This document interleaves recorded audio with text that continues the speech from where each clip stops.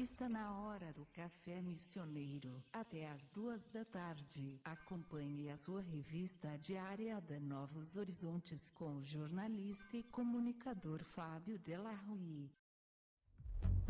1º de julho de 2015, 13 horas e 20 minutos. A Câmara de Deputados rejeitou na madrugada desta quarta-feira proposta de emenda à Constituição, uma PEC, que reduz a maioridade penal de 18 para 16 anos nos casos de crimes graves. Apesar de derrubada a matéria, a Casa ainda precisará votar o texto original que reduz a idade penal para 16 anos em qualquer crime.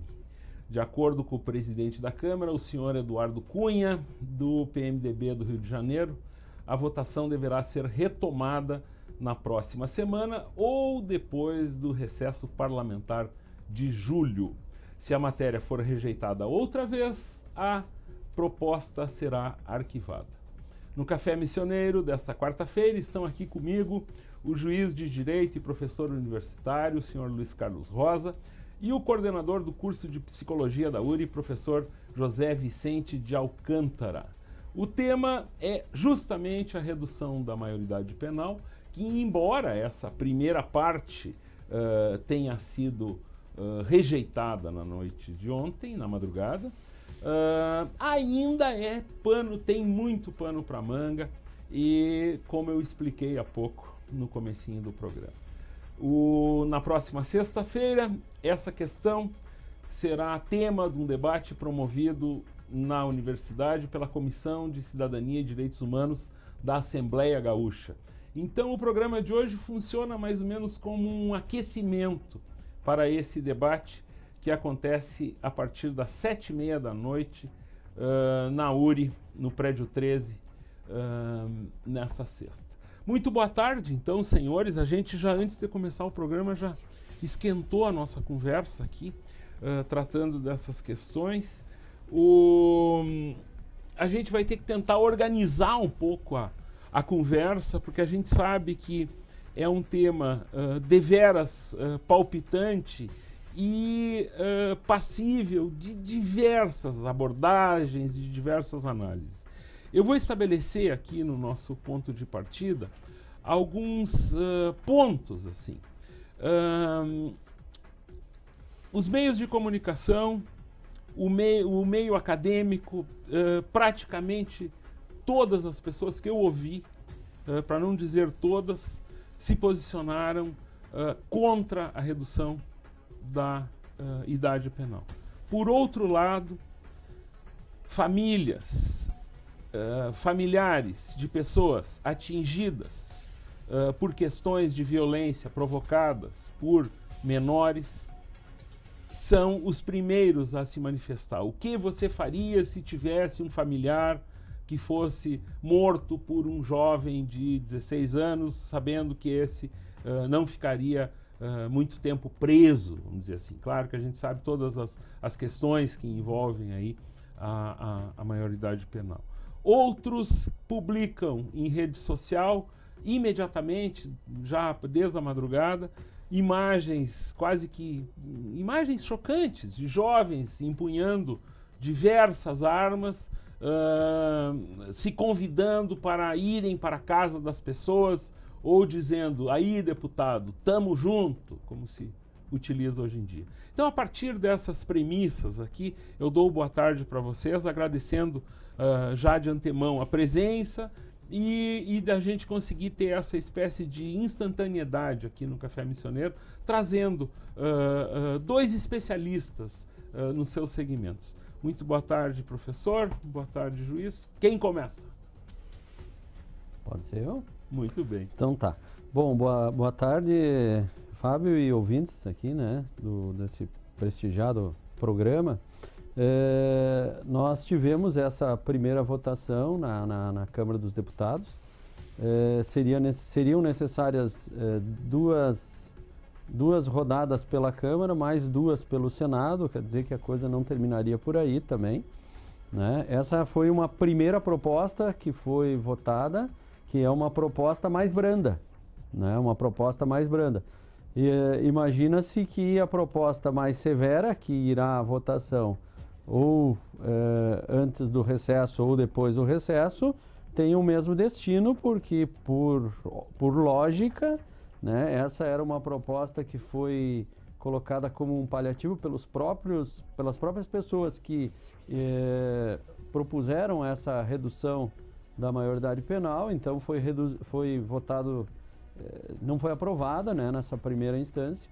Há de se dizer que, como é uma matéria constitucional, isso tem que ser alterado via emenda constitucional e exige 3/5 dos votos. E isso é um quórum bastante qualificado. A maioria da Câmara dos Deputados votou a favor da redução. Então foram 303 votos a favor da redução e 184 contra a redução. Sim. Faltaram 5 votos, né? Eram 2 deputados para lá e 3 para lá e 3 contrários aqui, e teria passado essa primeira, né, nessa primeira rodada. Bom, agora vamos para a segunda rodada. Mas esse é um tema, independentemente disso, é um tema que sempre voltará à baila, independente da votação, né, se for rejeitado. Isso tem a ver com o momento do político?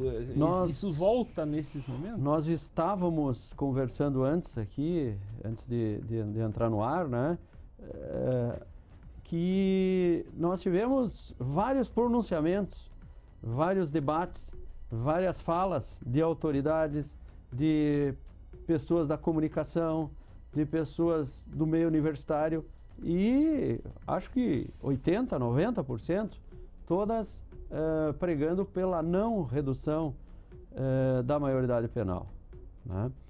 E o discurso pela redução da maioridade penal, dos que são a favor, é um discurso mais pontual, como tu colocou, de famílias, de pessoas, e que também eu acho que nós não podemos ignorar isso, né? Bom,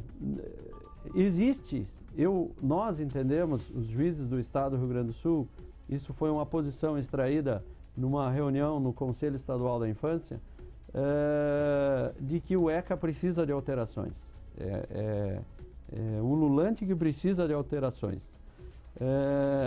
Hoje, o Estatuto da Criança e do Adolescente, que regulamenta essa inimputabilidade penal prevista na Constituição Federal, ele coloca que o adolescente e o jovem adulto, né, o Vicente até tinha colocado fora do ar que a maioria dos que estão nas CASES, né, que é a antiga FEBEM, são entre 18 a 21 anos. Isso é fato mesmo, né?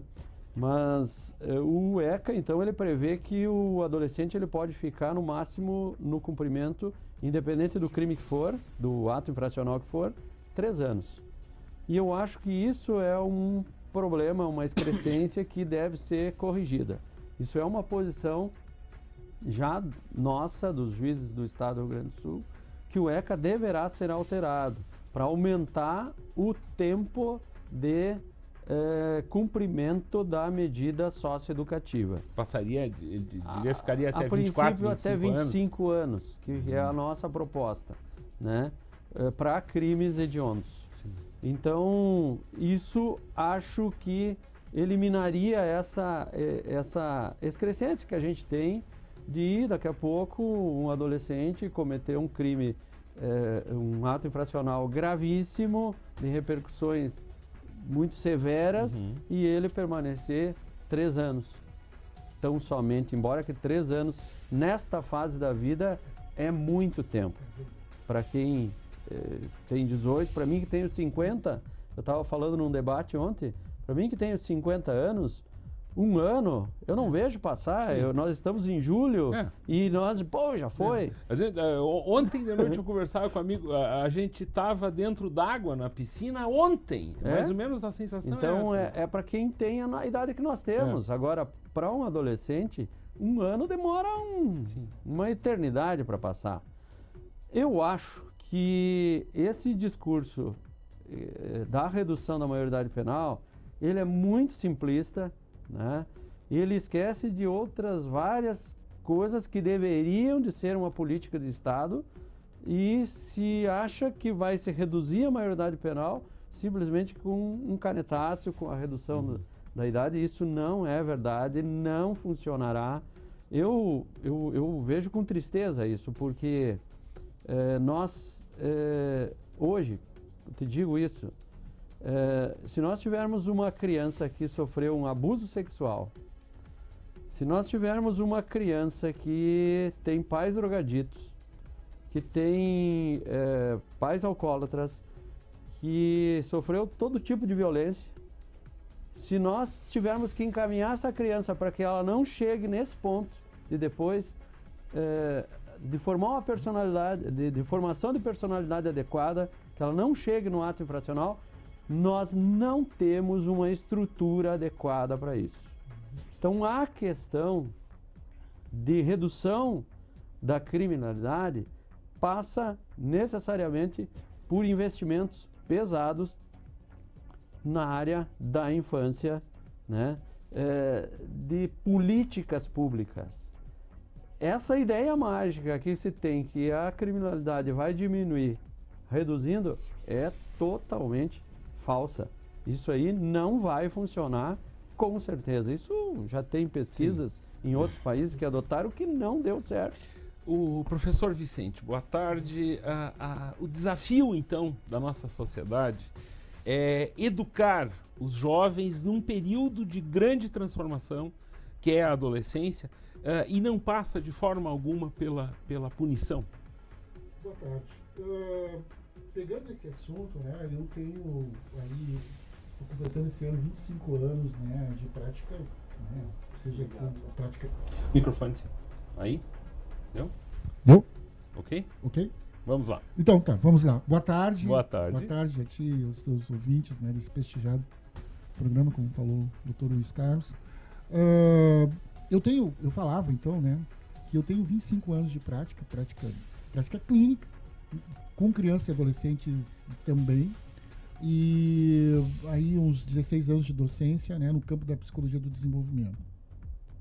E eu, nessa altura da minha vida e da minha carreira, eu gostaria de estar aqui hoje, né, podendo modestamente contribuir, ou ser inquirido, sobre o que o Estado brasileiro, nas suas várias instâncias, poderiam e podem fazer em termos de políticas para infância e adolescência. Era esta contribuição que eu gostaria de hoje estar dando aqui. Perfeito. Né? Eu sou um democrata e aprendi a ser um democrata da pior maneira possível, que foi, como eu nasci em 1965, foi tendo vivido um regime de exceção, né? Uma ditadura militar aí até meados dos meus 20 anos. Então eu respeito todas as posições. Eu não me posiciono a favor de qualquer censura prévia. Todas as posições são legítimas. Mas o que a gente pode dizer sobre essa questão da diminuição da maioridade penal? Há um componente psicológico implícito aí, né? Que a gente falava fora do ar.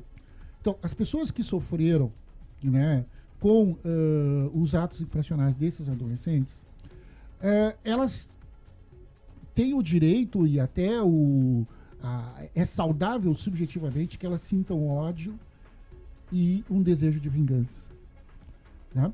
Então, eu falava lá, né, o Nietzsche, né, que é um inspirador de Freud, enfim, dizia que todo desejo de justiça, Dr. Luiz Carlos, tem inconscientemente ele é sustentado, quase todo, né, mas muito é sustentado por um desejo de vingança. Né? Não é um sentimento muito bonito, mas é o que, de alguma forma. Mas o que nós fizemos ao longo da civilização? Né? Nós criamos o Estado então funciona como um mediador, de transformar isso que é o impulso individual, subjetivo, ou de grupos, né, de uma família, ou de um grupo específico, em uma política de Estado. Né? Ou seja, o que eu estou dizendo é que esse desejo de vingança, que é legítimo para quem sofre a agressão, né, ele não pode ser tomado como uma política de Estado que dê conta de toda a sociedade. Né? O Estado, na verdade, ele metaboliza isso em termos justamente da organização civilizatória. Certo? E o que acontece no Brasil, aí respondendo diretamente a tua pergunta, nós temos sérios déficits civilizatórios porque nós não sabemos cuidar das nossas crianças e dos nossos adolescentes. Né? Esse é o ponto. Né? Essa é a questão que está aí em jogo. Né? Nós não somos pais suficientemente bons para as nossas crianças e para os nossos adolescentes. E aí eu não estou falando da nossa experiência particular, né? Mas estou falando da sociedade brasileira. Né? Avançamos muito nesse sentido. E o ECA, nesse sentido, é um avanço nisso. Né? É um grande avanço. É por isso que me causa espécie quando se vem... quando se questiona uma das bases do ECA. Porque, na verdade, ao fazer isso, nós vamos estar piorando uma situação e não melhorando. Para falar sobre essa questão, assim, como isso se caracteriza para os adolescentes, né? O sistema prisional brasileiro, ele é medieval. Nós temos masmorras, na verdade. O sistema do socioeducativo, ele é melhor. Ele é melhor porque tu tem, de fato... porque é melhor por quê? Porque, gente, não dá para imaginar... Se tu vai aprender... Porque tem... Um dos argumentos é dizer assim, ó, que até tem a ver também com a questão psicológica e cognitiva. Dizer assim, não, mas um adolescente de 16 anos já sabe o que faz.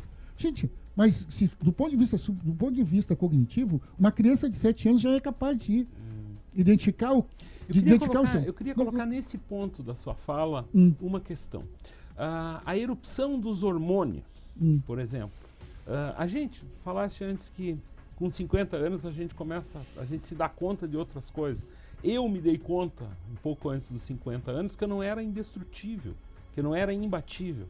O jovem, o adolescente, ele tem essa noção de que nada vai lhe acontecer. Será que a redução da maioridade penal ia afetar esse fato dele se achar indestrutível? Não. Não, sabe por quê? Tu sabe que tem jovens dizendo que supostamente, né, claro, numa brincadeira, que eles preferiam, e era nesse ponto que eu ia entrar, eles prefeririam estar lá no sistema prisional, porque nós sabemos como é que funciona o sistema prisional brasileiro hoje. Tu tem a força pública em torno do presídio e lá dentro, quem manda, quem comanda, são as facções. Isso é lamentável de dizer aqui na frente de um juiz de direito, mas eu vou dizer. Né? Vou correr o risco de estar cometendo um erro, né? Mas é isso que a gente vê e que a gente sabe que tem. Né? E tu tem que pensar que tu encarcerar ele lá, ele ia ter que sair um dia. E segundo, lá tem network, respondendo a tua pergunta, tem redes. Né? E é disso que o adolescente precisa. O adolescente usa o seu grupo como sustentação dos seus atos. Certo? Ele ia ter lá uma network. Esse adolescente que deu esse depoimento, ele diz, não, na casa lá nos tutelam, a gente tem que estudar, eles estão tem sempre um monitor atrás de nós, enfim. Então, essa é uma certa distorção, né? De achar que ele seria chamado à responsabilidade por estar preso. Né? Não. A forma que nós temos de trabalhar com o adolescente é precisamente a que nós temos hoje. Né? O adolescente, ao mesmo tempo que ele já é capaz, ele já tem capacidade, aí a gente tem que pensar isso. Né? Ele, ao mesmo tempo, ele tem já todas as capacidades de entender e de fazer determinadas coisas. Na nossa sociedade, nós inventamos a adolescência justamente para não termos um rito de passagem. Antigamente, como é que era? Era um rito de passagem. Se fosse para pegar lá a Idade Média e tal, o que acontecia? As crianças, num determinado momento, passavam a conviver com os adultos e pronto. Né? Não, aquilo ali se transformava. Não, hoje nós criamos o quê? Qual é a aposta? Na preparação, né, das crianças e dos adolescentes para entrarem no mundo. Então, essa é a palavra mágica da questão do adolescente. O adolescente, de algum modo, nós entendemos que por essas questões aí que tu falou, biológicas, hormonais, mas psíquicas principalmente, ele precisa, de algum modo, ainda ser tutelado. Claro que ele se insurge com isso, e é saudável que ele se insurja. A gente até espera que ele se insurja em relação a isso. Mas nós mantemos isso, né? Essa tutela e e tomar como referência. Então tem todas essas questões, assim, né? E só para terminar, tanto no sistema de fase quanto no sistema prisional propriamente, hoje a maioria são jovens. São jovens adultos que a gente poderia considerar como no final da adolescência ou na adolescência ou na pós-adolescência. Tem um dado aqui que 56% dos presos, dos 607 mil presos, não no sistema no sistema, né, carcerário, 56% tem de 18 a 29 anos.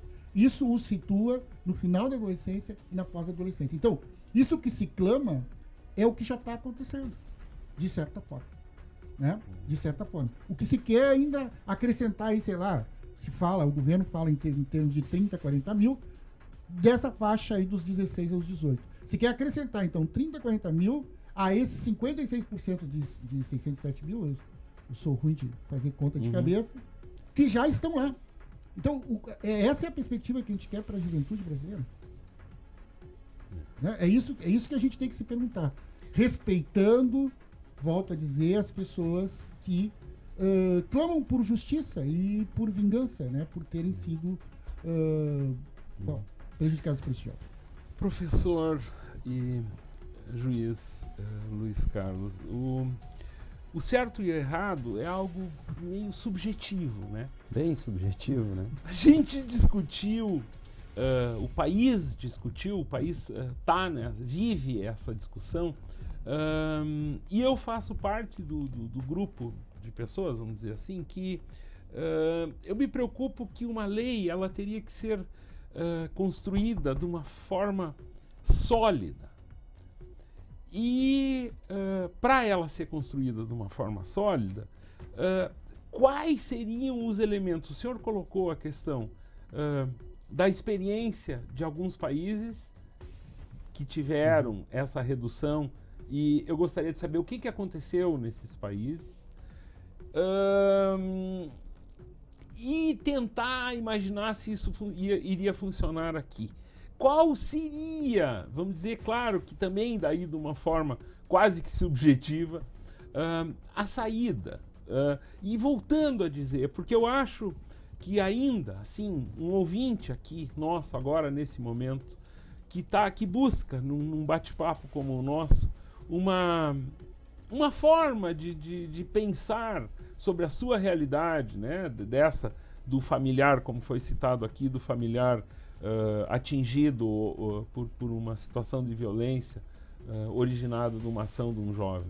Então, não adianta a gente ficar discutindo a redução do sim ou não ou a favor. O senhor concorda comigo? Concordo. Eu acho assim, essa lei, essa tentativa de mudança é irresponsável. Eu tenho essa convicção. Primeiro que estava sendo estipulado para esses que cometiam crimes hediondos que eles seriam colocados não dentro do... Era um dos argumentos que diziam, não, mas nós não vamos colocar eles dentro do sistema carcerário. Vamos colocar eles dentro de unidades diferenciadas, para o cumprimento diferenciado. Sim, pois é. Então, é uma lei, é uma norma irresponsável. Porque, primeiro, que não existem estas unidades. Não existe nem para o que está aí, Não né? existe nem o sistema carcerário, o Vicente colocou, o professor Vicente colocou, é um caos, é medieval. É comandado por facções? É medieval. O sistema, ele está superlotado. Hoje tem uma notícia na Zero Hora de que os presos vão começar a ficar nas delegacias. E estão passando fome. Porque sede. não tem como ir para o sistema carcerário. Aí vem o que propôs essa lei e colocar assim, não, nós vamos recolher esse pessoal, esses adolescentes entre 16 e 18 anos, em casas diferenciadas. Aonde? Aí, onde? É a pergunta, onde? Então é uma lei irresponsável, infactível do jeito que estava sendo posto, né? Então é uma coisa assim causa espécie, Sim. né? Porque, né? É irresponsável tu plantar uma ideia, plantar uma posição que não tem como dar certo, do jeito que foi proposta. Aí teve alguém que diz, não, mas nós podemos criar alas dentro dos presídios. É uma coisa assim... O sistema de comunicação fora, novo também seria criado, né? Fora de contexto, entende? Eu me recordo uma ocasião que veio a diretora da casa aqui, e nós temos uma questão dentro das casas que e tem, olha, vou dizer para vocês assim, que acho que uns 30, 40% dos adolescentes internados hoje, eles têm problema de saúde mental grave, né? E que deveriam estar recebendo um tratamento adequado de saúde mental. Aí nós temos uma briga bastante grande no sentido de criar uma casa que tenha essa condição de tratar. Aí tem a questão manicomial aí também, mas a diretora na ocasião disse, não, nós temos a solução, doutora, aqui para Santo Ângelo. Nós vamos colocar uma plaquinha ali numa sala, diz assim, setor de tratamento de adolescentes com problemas de saúde mental. Mas esta é a solução que o Estado nos apresenta. Criar alas dentro da masmorra. Isso aí não funciona, não tem como funcionar. É irresponsável isso. Bom, nos países que implantaram isso estão retrocedendo. Estão voltando para trás. Vários estados dos Estados Unidos, né? Dos Estados Unidos, eles estão mudando de posição e voltando aos 18 anos, né? Então, o Brasil acho que daria um passo atrás nas conquistas sociais, nos avanços humanitários, se passasse esta proposta. Agora, eu volto a ressaltar, nós temos que corrigir o ECA, né? Porque também a gente não pode admitir que daqui a pouco alguém que comete algo muito grave permaneça um período muito curto no sistema socioeducativo. A nossa posição é que o sistema socioeducativo deveria ser levado para o sistema carcerário, né? O modelo do sistema socioeducativo deveria ser implementado dentro do sistema penal adulto. E não o contrário, trazer o sistema carcerário para dentro do sistema socioeducativo. Efetivamente, como é que funciona o cumprimento das medidas de internação para os adolescentes que cometem atos infracionais? Ele tem lá a escola, e tem que ir na escola. Ele tem uma equipe toda, tem psicólogo, tem assistente social, tem psiquiatra, né? E que fica costurando dioturnamente com ele, com a família, possibilidades de retorno, possibilidades de reinserção na sociedade. E assim, ó, eu louvo muito o trabalho que é feito pelos técnicos da casa, sabe? Com poucos recursos, mas que fazem, enfermeiros, tem toda uma gama de pessoas. Eu já estive lá. Quer dizer, aquilo ali é o ideal para um sistema. Ideal não digo, mas carece de muitas coisas, mas é o próximo ao que seria aceitável para um sistema de privação de liberdade. Então, acho que nós teríamos que aumentar, pontualmente falando, né, Fábio? Nós teríamos que aumentar o tempo de cumprimento das medidas para alguns atos infracionais. Nós teríamos que levar um pouco da experiência do sistema socioeducativo para dentro do sistema carcerário, e nós teríamos que investir pesado em políticas públicas. Infelizmente, hoje, nós, do Poder Judiciário, estamos meio que gestores das políticas públicas. Nós somos os que são chamados para dar tratamento de saúde, remédios, casa, moradia. Aqui em Santo Ângelo nós temos assim dezenas, acho que centenas, não sei, de processos em que a gente disponibiliza moradia para as pessoas, bom, saúde nem se fala, Sim. educação, creche, isso é o caos do poder público, entendeu? Só que a gente também tem a percepção que nós não criamos orçamento, nós não criamos dinheiro. Uhum. O nosso canetaço, quando eu mando lá dar um medicamento, um tratamento, não cria dinheiro. A gente está com aquele menino no hospital, perdoe a família, Sim. colocar o Yuri, né, que tem uma grande campanha aí.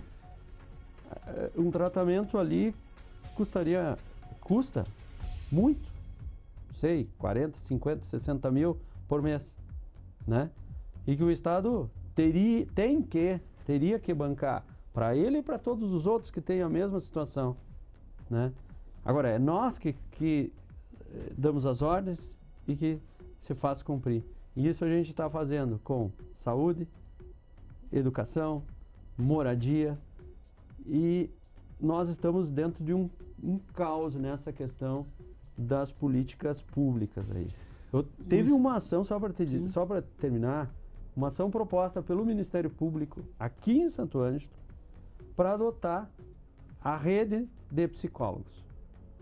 Uma ação para que sejam contratados mais psicólogos de Santo Ângelo. Por quê? Não tem o número de psicólogos suficientes para atender essa gente. Pessoas que precisam, porque essa criança que nasceu de uma mãe viciada em crack, que sofre violência doméstica, ela tem que ter uma oportunidade, ela tem que ter um atendimento para não chegar nisso aí, claro, que nós estamos debatendo hoje. E a gente não tem isso. Não tem. E o orçamento do município está apertado, o orçamento do estado está apertado. Então, é um contexto muito... a ideia simplista de resolver as coisas com a redução para mim, é totalmente errônea, é fora de contexto. E será que o Estado, com essa questão da maioridade penal, fechando essa série de exemplos, seria mais um exemplo de que o Estado está se isentando efetivamente desse compromisso que ele teria? Pelo menos ouvindo essa sua exemplificação, essas diferentes situações em diferentes áreas, a gente observa um Estado que está tirando de si a responsabilidade, né? Fugindo da responsabilidade. Acho que aí tem que também se fazer uma ressalva, né, que o governo federal foi contra, né? Sim, a redução da maioridade penal. Pelo menos isso. Né, posicionamento franco contra. Sim. É de se lamentar que os nossos representantes do Legislativo tenham e sejam a maioria, na verdade. Mais esmagadora maioria Esmagadora maioria. que votam a favor. Então eu acho que a gente vive uma crise de identidade aí, sei lá, de ética, de consciência, de tudo. Antes o Vicente estava falando aqui de pessoas que, em tese, teriam ex-presidente, inclusive, né? Parece, né? Que em tese teria, pelo menos, que ter a responsabilidade de votar ou de intervir de uma forma esclarecedora ou posicionando-se, né? Mas não. Né? É uma crise muito grande, política, ética, né? Eu acho assim, daqui a pouco, o governo federal foi contra a redução da maioridade penal. Então, como nós somos oposição, vamos ser a favor. Isso aí é um absurdo. É um populismo. É um absurdo. É um absurdo. 13 horas e 54 minutos. A gente tocou reto o Café Missioneiro hoje e compensa o espaço publicitário em seguida. Eu agradeço muito a presença de vocês aqui e como são dois colorados, eu não vou poder ficar sem falar sobre futebol. E eu estou de azul aqui, eu assisti a Copa América. Que bom que pelo menos nós perdemos para o Uruguai para não ter perdido para a Argentina ontem, né? Para o Paraguai ontem, Argentina né? ganhou de 6, né? Não, é isso. Imagina o fiasco que nós teríamos perdido ontem se estivéssemos na pele do paraguaio. Mas eu quero comentar com os senhores uma coisa que eu já comentei aqui nos últimos programas, em relação ao futebol brasileiro, o fato de receber esse contingente de jogadores latino-americanos. Eu pego como exemplo a seleção do Peru. Que timinho bom aquele, no meu conceito, assim. Garra, determinação.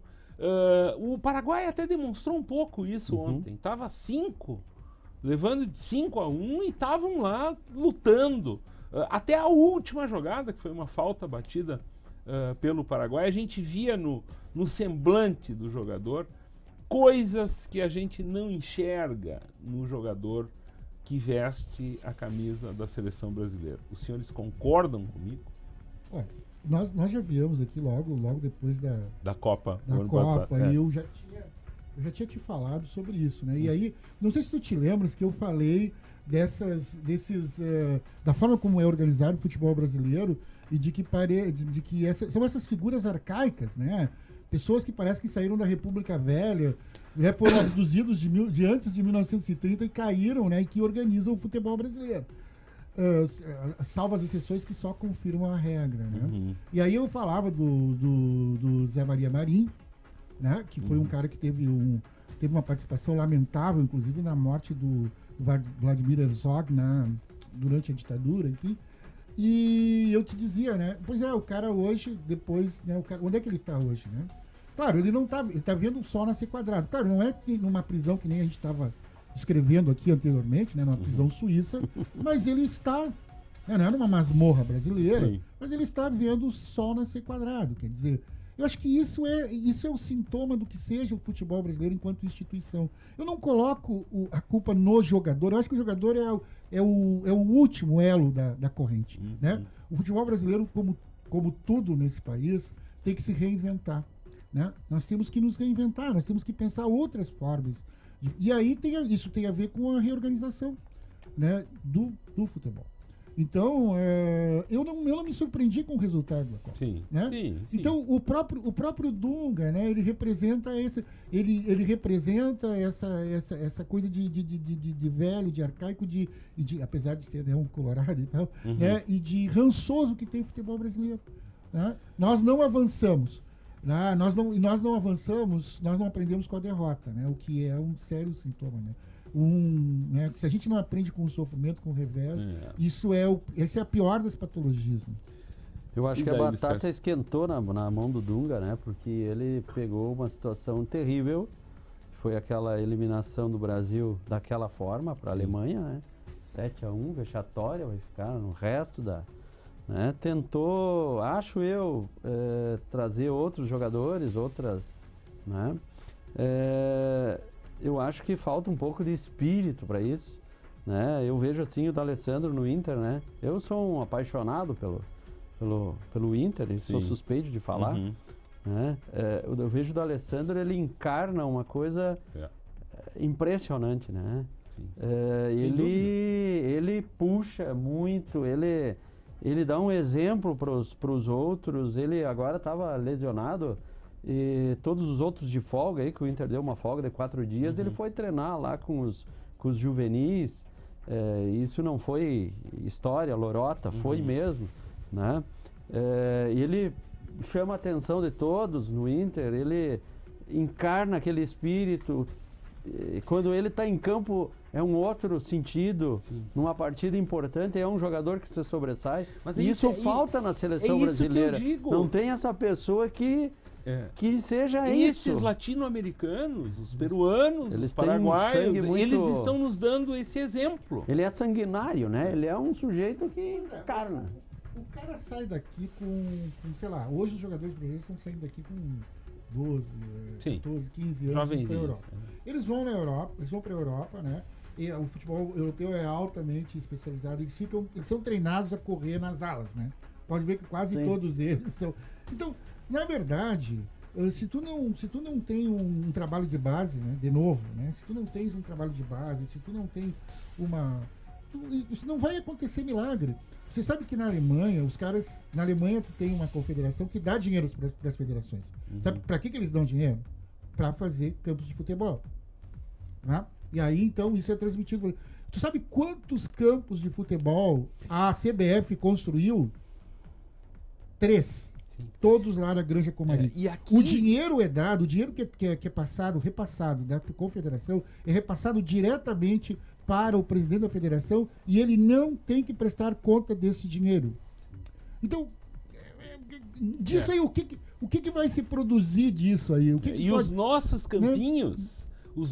campinhos, nós temos aqui 50 anos, eu acho que não... Nós jogamos futebol de várzea, atrás, na Zona Norte, várias vezes já falei isso aqui no programa, tem amigos que já estiveram aqui conversando sobre isso. Existia só na Zona Norte da cidade onde eu residia, no Centro-Norte, 4 ou 5 campinhos num raio de um quarteirão. Não tem mais nada, não tem mais. E daí não tem como aprender, né? Não.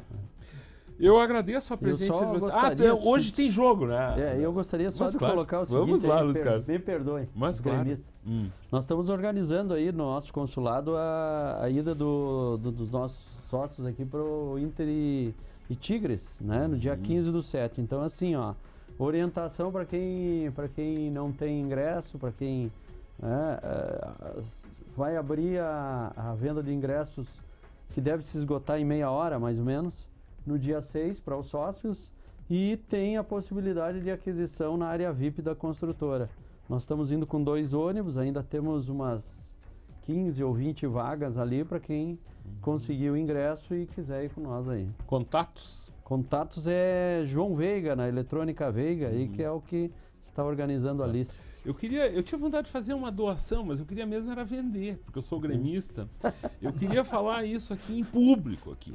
Eu tenho autógrafos obtidos do Inter, que era uma seleção, na verdade, numa partida realizada aqui em Santo Ângelo, em 1973. Eu era piazinho, tinha 9 anos. Consegui furar a cerca, se bem que era muito fácil. A ESA, naquela época, ela perdeu, não se pagava ingresso, porque tinha tanto buraco no estádio, que todo mundo entrava pelos buracos, ninguém entrava pela bilheteria. Pois numa dessas eu consegui lá autógrafo do Figueroa, do Claudio Miro, do Dino Sani, que era técnico. Eu tenho tudo isso guardado. Gostaria de negociar um valor aí com o consulado. Vamos lá. Porque, e assim, ó, tem um colorado legítimo que comprova a veracidade disso, das assinaturas. O Giovanni Schneider, colorado doente, inclusive, ele estava comigo. Ele dá fé nisso aí.